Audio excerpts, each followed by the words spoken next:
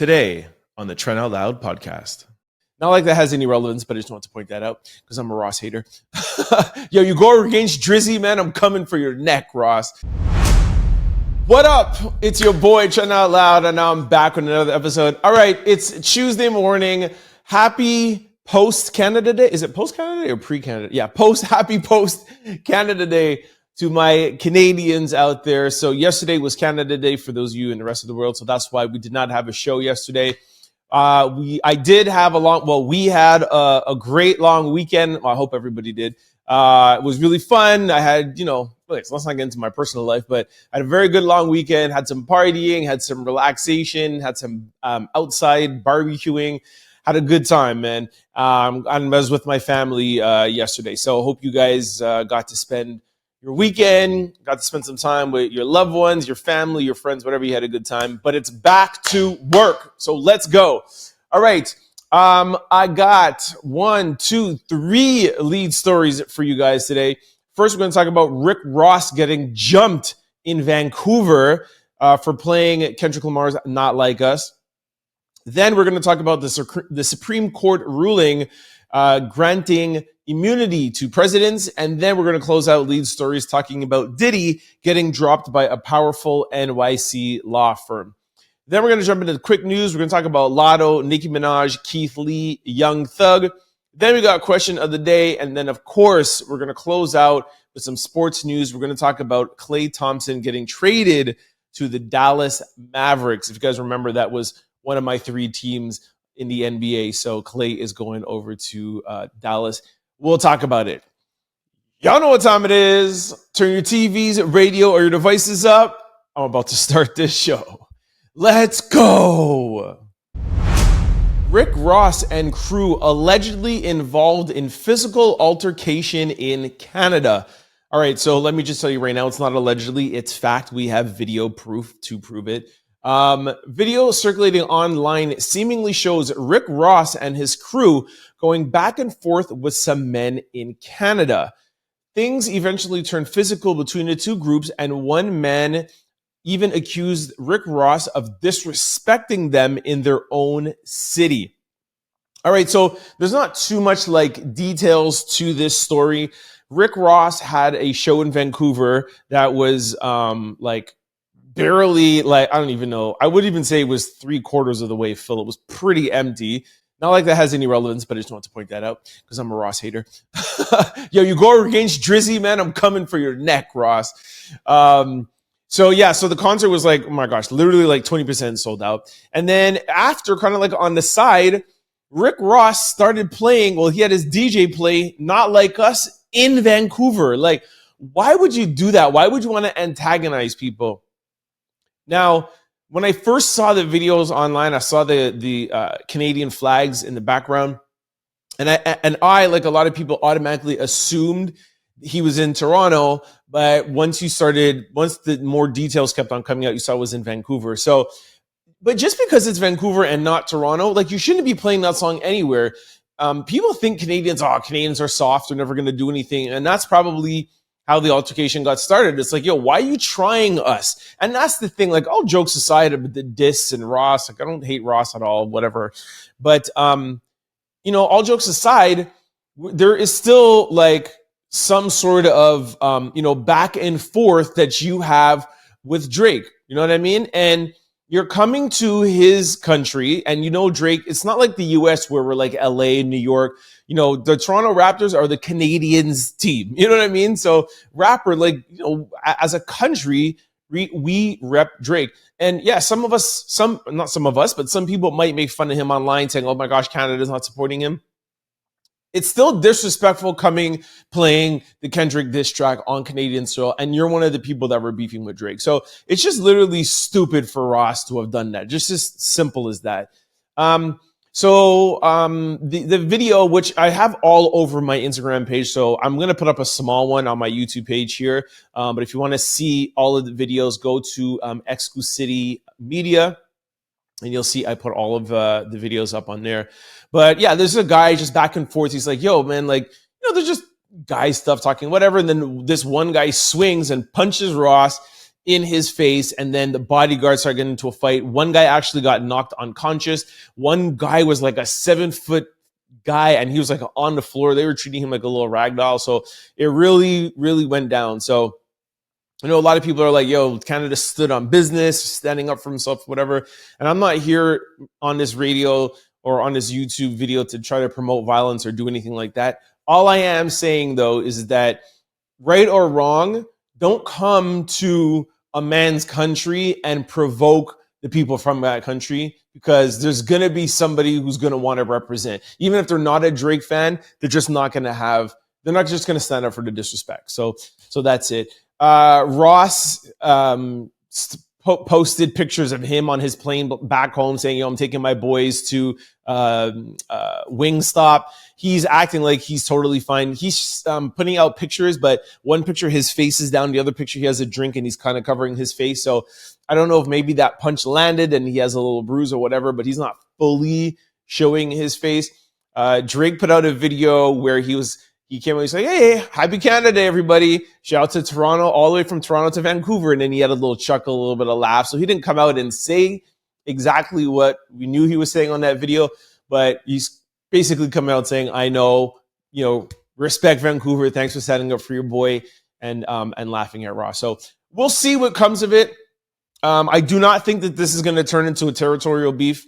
Whack 100 was on Academics yesterday and said that the back and forth between the beef with Kendrick and Drake, there was a mediator in the middle, and he was saying, okay, this is enough. We're not going to go too far or whatever. And we want to just make sure when Kendrick comes to Toronto, he's cool. And when Drake comes to LA, he's cool. So even the gangs and the sets and all of that stuff is like, yo, Drake is no problem for him to come back to LA. So I don't think it's going to turn. Maybe him and Ross might have something. Maybe if Drake tries to go to Miami, but definitely the Kendrick and Drake beef, it's not like going to be a territorial thing where these rappers can't come up to Toronto and Drake can't go down there.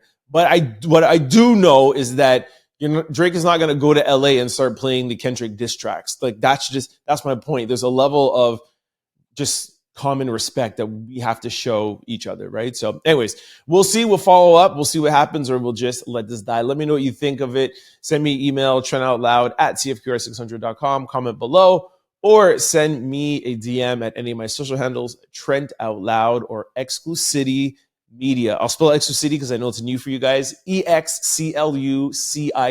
If you want to check out the videos, Instagram, EXCLUCITY Media, to see all what went down. There's like 10 videos, all that went down with Rick Ross and his crew getting jumped in Vancouver. All right, in our second lead story, the Supreme Court rules that presidents are entitled to immunity from criminal prosecution for official acts committed while in office. Okay, so that is a lot of like technical words to basically say the president could do whatever he wants and he doesn't have to abide by the law. When he is committing a presidential act. If he's doing something personal and does something that breaks the law, then no. But what deems an act presidential and what deems an act personal? This is what will be hard to find out in court. But I'll read this to you, and then I'm actually going to play a clip that I got off of CNN, which give you guys a little bit more detail. Okay. So on Monday, the Supreme Court ruled that former presidents have immunity from prosecution for acts committed in an official capacity. In a 6-3 ruling, the court's decision puts a delay on former President Donald Trump's criminal case regarding charges that he took action to overrule the 2020 election results. While the court maintains that the president is not above the law, he's entitled to broad immunity for official acts. Under our constitutional structure of separated powers, the nature of presidential power entitles a former president to absolute immunity from criminal prosecution for acts within his conclusive or executive constitutional authority, says Chief Justice Roberts. And he is entitled to at least presumptive immunity for prosecution for all his official acts. There is no immunity for unofficial acts. So that's literally just legal jargon to say what I just said. If he's doing something that's presidential, he has immunity. He or she has immunity. If you're doing something that's unofficial, like, I don't know, I'm walking my dog and I go and punch somebody in the face and I'm the president, that you don't get immunity. The three liberal judges had a dissenting opinion about the decision. Justice Sotomayor added, in every use of official power, the president is now a king above the law. I have more of what she said, Justice Sotomayor. She is the Spanish judge, by the way. I think the first Hispanic judge on the Supreme Court. So she had this to say. She said, under the majority reasoning, which is what they approved today, he now will be insulated from criminal prosecution, talking about Donald Trump. She said, a president can now order the Navy SEAL 6 team to assassinate a political rival. Will he be immune to that? She also said, can a president organize a military coup to hold somebody in power? Is he immune to that? So she's just giving out examples of crazy things that nobody would do, not even Donald Trump. But she's saying, can I organize a Navy SEAL team to go and assassinate somebody? That is a presidential order. Am I immune to that? She also said, what if he takes a bribe in an exchange for a pardon? Is he immune to that? In every use of political power, the president is now king above the law. So that's what she said last time. So, okay, here is a little clip from somebody at CNBC to give a little bit more context. The Federalist Society 6, the Leonard Leo 6 on the court, just declared that the president of the United States and a former president of the United States, that they are a king. So essentially, the presidency is now officially above the law. Well, who wouldn't want that job? Because you're a king. Anyway, super dangerous stuff. I don't know what to think of this, man. Like, other than it just being utterly ridiculous. I mean, that's just the first thing. I don't know. I'm hesitating because when I talk about these stories, I don't want to take sides. I don't want my podcast to be too political, but I'm not saying you should vote Democratic. I'm not saying you should vote Republican. Vote your interests. But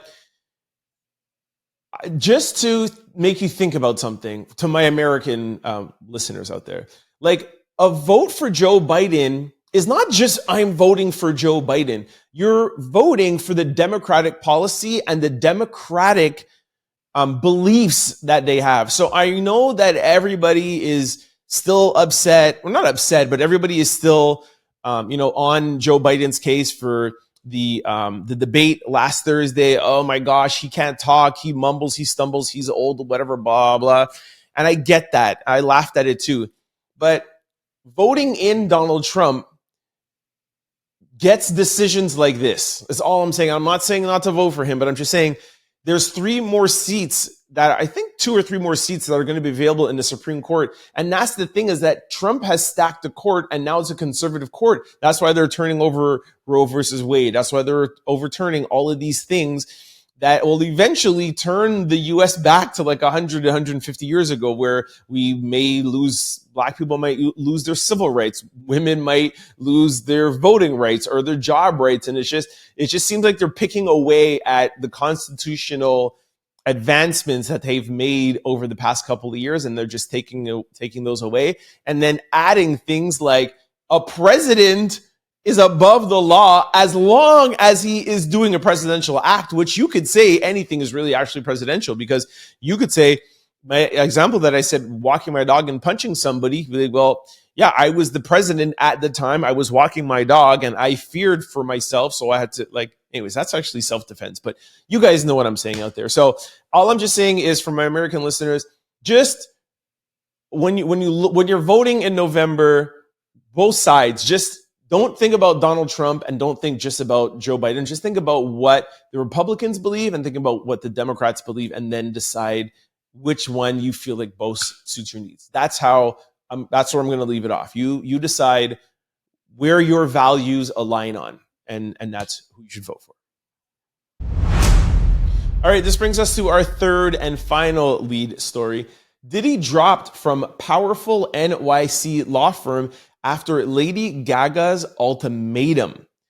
According to the New York Post, powerhouse Manhattan law firm, which represents most heavy hitters in the music industry, has kicked renegade rapper Sean Diddy Combs to the curb. GSMNS recently dumped Diddy because a big name client, Lady Gaga, gave a legal eagle an ultimatum. Who wrote this? Gave the legal eagle an ultimatum. Lady Gaga said she will be leaving the firm if they didn't drop Diddy. And she is too big of a client to lose, according to one of the insiders. So Diddy was dropped. Super weird. I've never heard of a law firm dropping a client because one client doesn't like the other client. I find that a little bit weird. Say what you want about Diddy. Like, he should, kick him out of Revolt, kick him out of this, take away the key to the city. He shouldn't have a Diddy Day in Miami. All those things that I've reported in the past couple of months.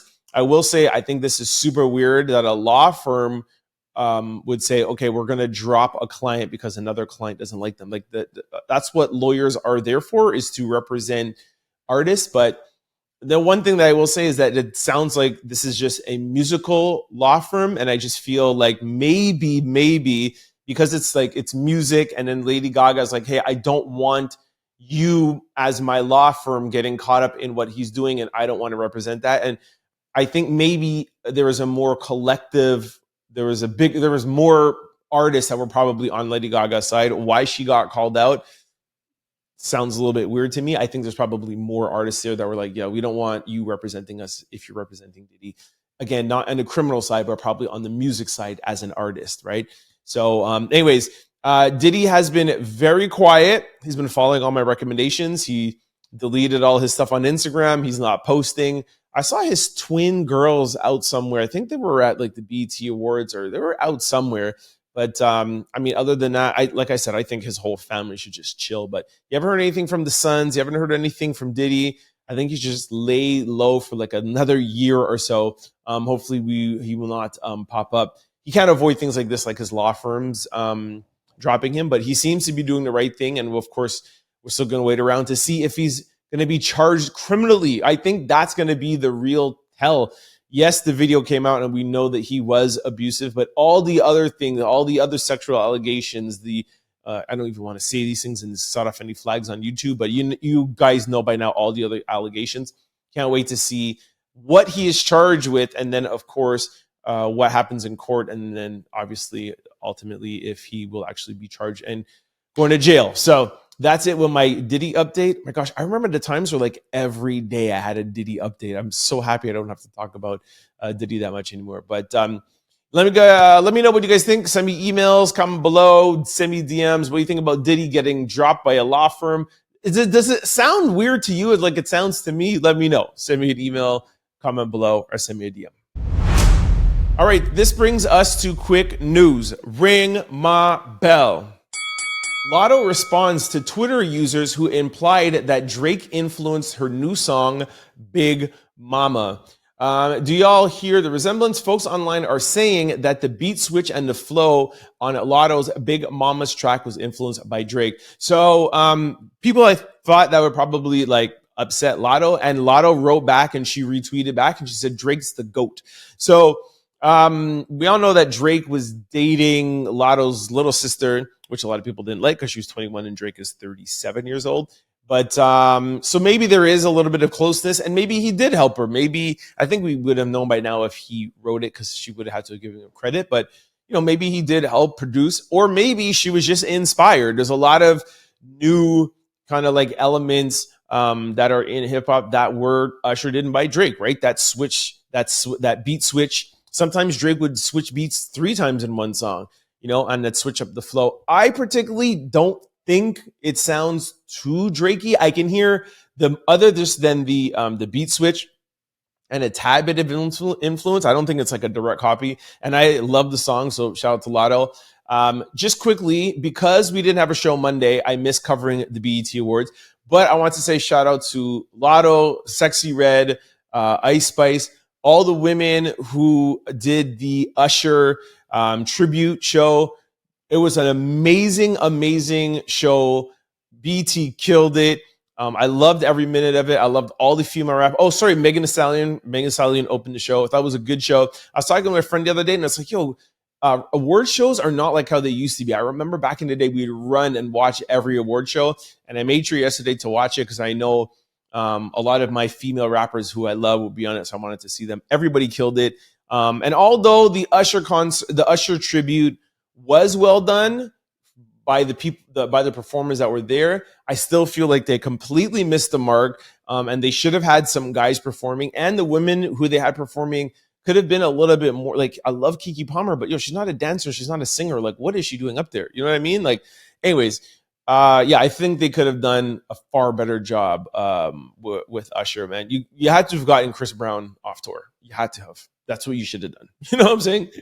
Chris had to have been there, but you needed another like male R&B artist that Usher influenced, and you could have found like 10 of them, right? Anyways, but shout out to BET, shout out to Usher, and shout out to Big Latto. All right, in our second quick story, Nicki Minaj calls out Deb over Lil' Kim relationship repair attempt. Okay, so it's a little bit of a bigger story. We'll try to cut it down. Nicki Minaj is publicly calling out Deb for trying to mend fences with Lil' Kim on her behalf without her knowledge. Deb, now working back with Nicki, shared with Juicy Pop TV her willingness to help Nicki reconcile other female artists with other female artists in the industry. However, Nicki didn't appreciate the reconciliation attempt, and she said, "I didn't ask you to do anything," she wrote on X. She said the incident raises questions about the professional boundaries and professional autonomy in the music industry, sparking debate amongst fans on whether Deb was right to intervene without Nicki's explicit consent in such a matter. So I'll read to you quickly. I think I have it. I mean, I won't read the whole thing, but Nicki said, "Deb, this isn't it funny how you left out the biggest part of the story, that I didn't ask you to do a thing? You told me after the fact, and I screamed at you, and I told you, if you reach out to people now that you're being seen around me, they will think it's coming from me. So to never do anything like that again without discussing with me first. I said I never want that, and now she thinks that message is coming from me, which isn't cool," referring to Lil' Kim. So, and then she goes on blah, blah, blah, blah. So like, oh, how dare you, or whatever. She seems like she's pretty mad. But I understand where Nicki's coming from, because, you know, if that's coming from my manager saying, "Oh yeah, I would like to mend fences. I would love if Trent mend fences with this person or with that person," whatever. It's like, bro, you're my manager. You're supposed to be there representing me. You're not. It's not 20 years later and you're telling a tell-all book like, "Oh, how was it to manage Trent?" No, you're my present manager. We're working together. So anything that you say in an official capacity is coming on the behalf of me. And if I don't want to be friends with Lil' Kim or X blah, blah, blah, don't be like, "Oh yeah, it'd be nice to get them together." No, I totally agree with Nicki. I feel like Nicki sometimes goes off, but I 100% agree with her in this circumstance. It was actually horrible for Deb, especially with Nicki and Kim. I mean, this has been one of the longest standing beefs in hip hop. Like, you don't want to put out that message if Nicki's not ready to put that message out. So yeah, totally agree with Nicki on this one. All right, in our third quick story, Keith Lee tosses the rose that Taraji P. Henson gave him and then deleted his post. And he said, "Our name will be known in every room." Looks like Keith Lee had a few words to share about last night's incidents with Taraji P. Henson. And so, anyways, for those of you who don't know, I'll tell you exactly what happened, and then I'll read what he wrote. So Taraji was doing like a skit, you know how the host, you know, in and out of commercials. So she walked up to Jordan Seath, I think he was. He's a Instagram influencer. And then she went up to Jordan thinking it was Keith Lee. And then he was like, you're making a joke about Keith Lee. I'm actually Jordan. That's Keith Lee. And she goes, oh my gosh, sorry. Okay, Keith Lee, haha. She cracked her joke and she said, call me. And then she gave him a rose because she was giving, that's what she was giving out people their roses, like giving people their flowers. So she was just trying to highlight Jordan and Keith Lee. And she made a mistake. And then, he throws his flower on the floor. He takes a video on TikTok, throws his flower, and he wrote, our name will be known in every room it's supposed to be, when it's supposed to be, how it's supposed, with no confusion. God is amazing. Thank you. Yo, bro, Keith, look, I have talked about you a couple of times on my show. I really love everything that you're doing, the way how you give back to the community, the way how you look out for, by the way, Keith Lee, for those who don't know, is a food critic. He goes around in his car on TikTok all over North America. He was just in Toronto, and he finds little independent stores, like mom and pop stores, rates their food, and if it's really good, he says it on TikTok, and literally the next morning there's 300 people lined up outside. Okay, so he's very influential, and he's doing very well for himself. But, bro, you are at the BET Awards, and that's Taraji P. Henson, a legend, like a full-on legend. You can't get mad that she doesn't know who you are just because like kids know you on TikTok. Taraji P. Henson doesn't know you, and you can't get. I would love for Taraji P. Henson to mistakenly not know who I am. That would be like the best ever. You know what I mean? Like you got to use that moment and use it to highlight it. Like I would make that into a thing, right? I would go backstage with her and be like, hey, do a skit, be like, now you know who I am. I would use that moment to make it bigger. And she even came back after and she's like, hey, I just want to personally apologize to Keith Lee and Jordan for mixing up their name or whatever. Like she was very apologetic. I would use that moment, team up with her and do something on Instagram and TikTok and do a skit and do something funnier. And now you're tapping into to a new audience that's the TV and the older people who don't know you on TikTok. So I love Keith Lee. I really, really am disappointed that he did this. This is actually one of the stories I want to talk about the most today because I feel like he's making a huge, huge mistake. And I bet you that there's a lot of people turned off. I'm sure there's probably like a small little collective of people that's like, yo, that was so disrespectful what she did. Come on, dude. If you have ever hosted something, it's really hard. You got to memorize a bunch of lines, a bunch of things. You're meeting a bunch of people. It's very, very, very, very hard. And it's a live show. For her to mix up two people like that, come on. I've seen hosts do way, way worse. And for her to come out and apologize after, like that shouldn't be an issue. And she and he should not have a problem with it. I'm sure that's why he deleted it, but still very disappointed that he did that. All right. And our fourth quick story. Young Thug's trial put on hold as Judge Granville goes under review for alleged witness intimidation. Okay, this is crazy. After 100 days of court, Young Thug's RICO trial has hit another roadblock after the judge decided to halt the trial until an investigation is complete against him for alleged witness intimidation. According to Fox 5 Atlanta, Granville agreed to step aside, and after he was caught having an pre-meeting, I think is what they're trying to say, an pre-meeting with a witness after the witness refused to testify for the prosecution. So this goes on longer, but I did report this maybe like 2 weeks ago where, if you guys remember, Young Thug's lawyer approached the judge and was like, yo, I heard you took a witness that didn't want to talk. You took him into your chambers with the prosecution, and now he decided that he wanted to testify. And the judge is like, yo, how did you hear about that? How did you know? And the lawyer was like, don't worry about how I know, and that is wrong. And I don't want him to testify because I think that you're intimidating the witness and you're forcing him to talk.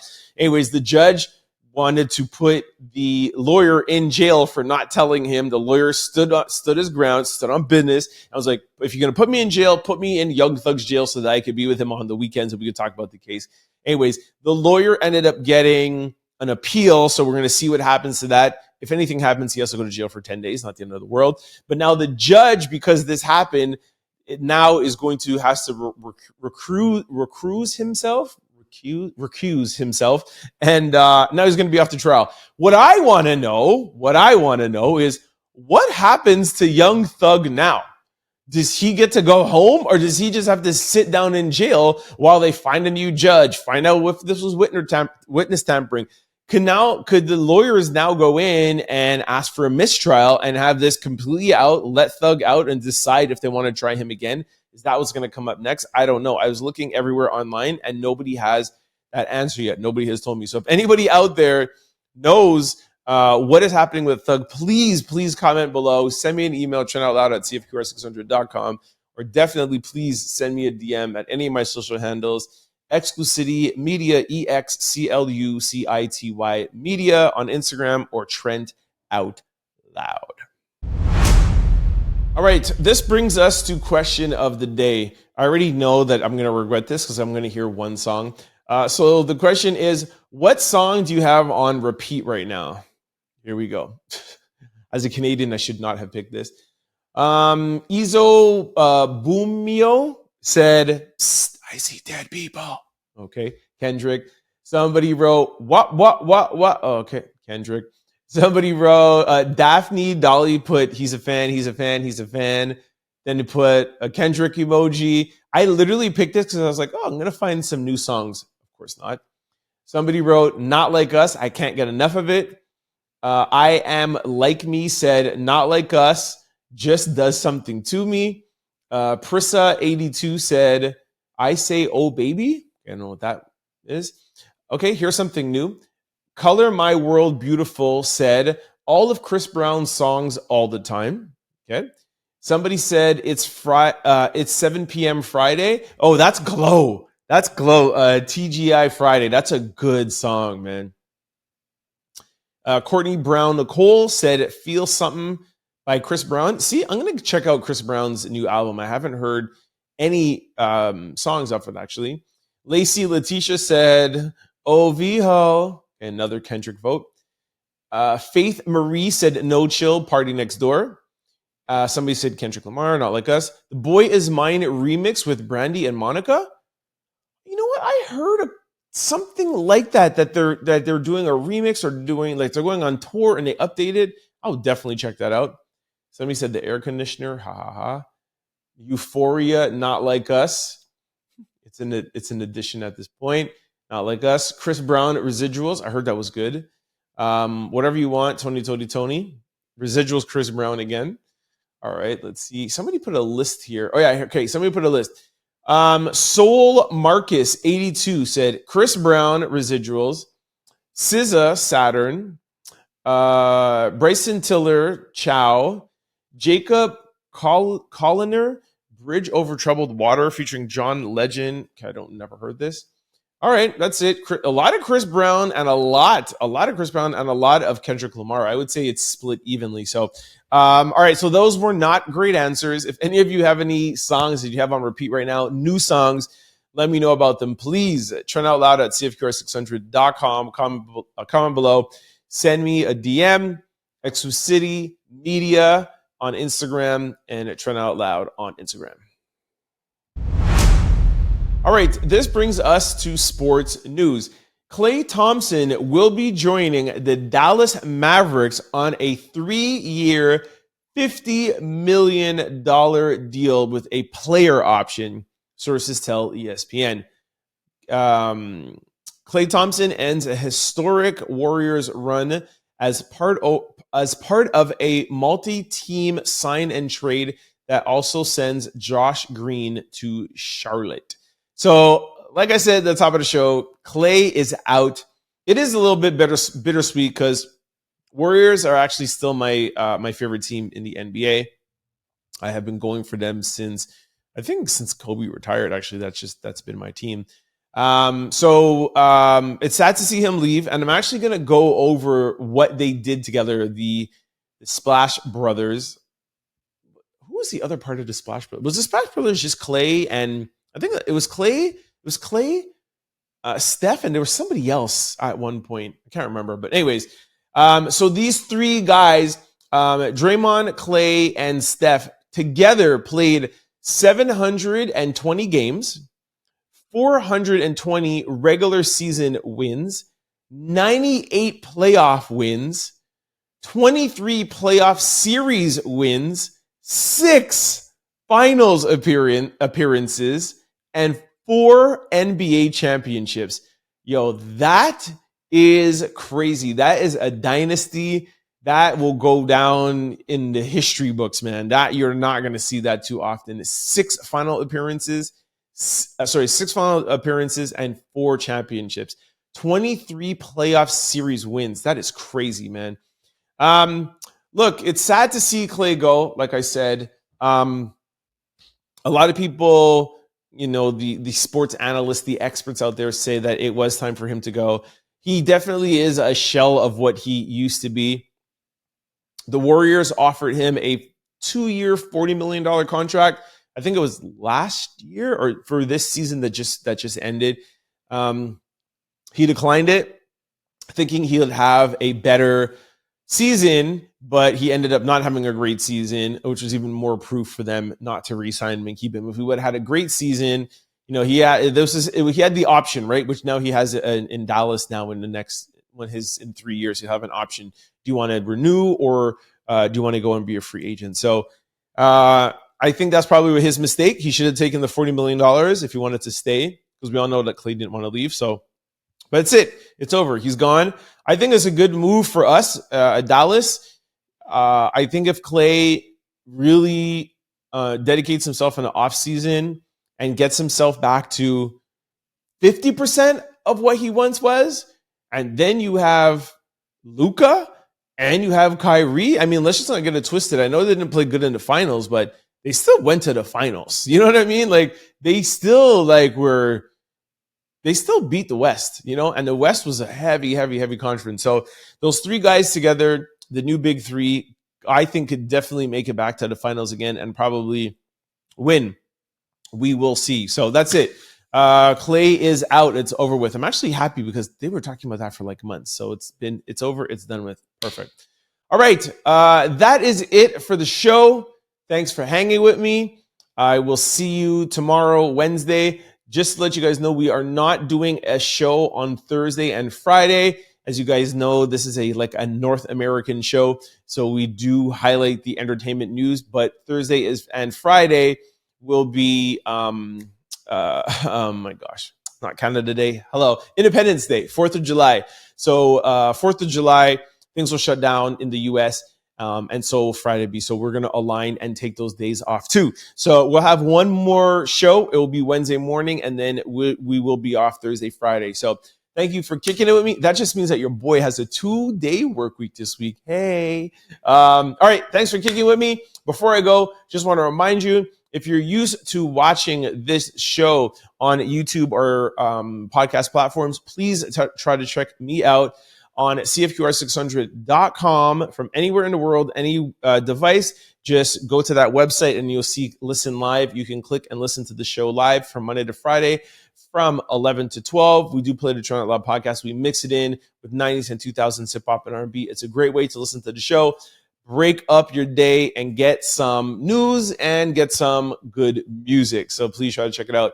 Flip side, if you're used to watching or listening rather to the Trent Out Loud podcast on cfqr600.com, and you can't always catch it from 11 to 12 because it's not on demand.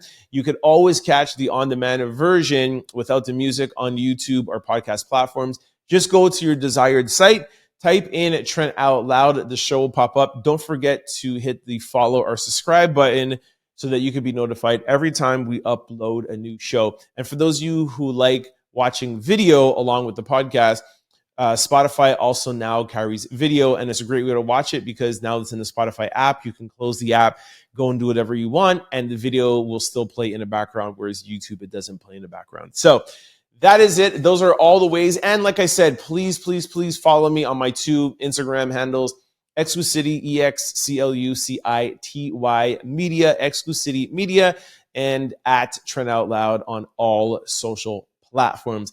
All right, y'all. Thanks for kicking with me. I will see you tomorrow. Peace. Don't forget to like, comment, and subscribe. It's your boy, Trent Out Loud. Peace.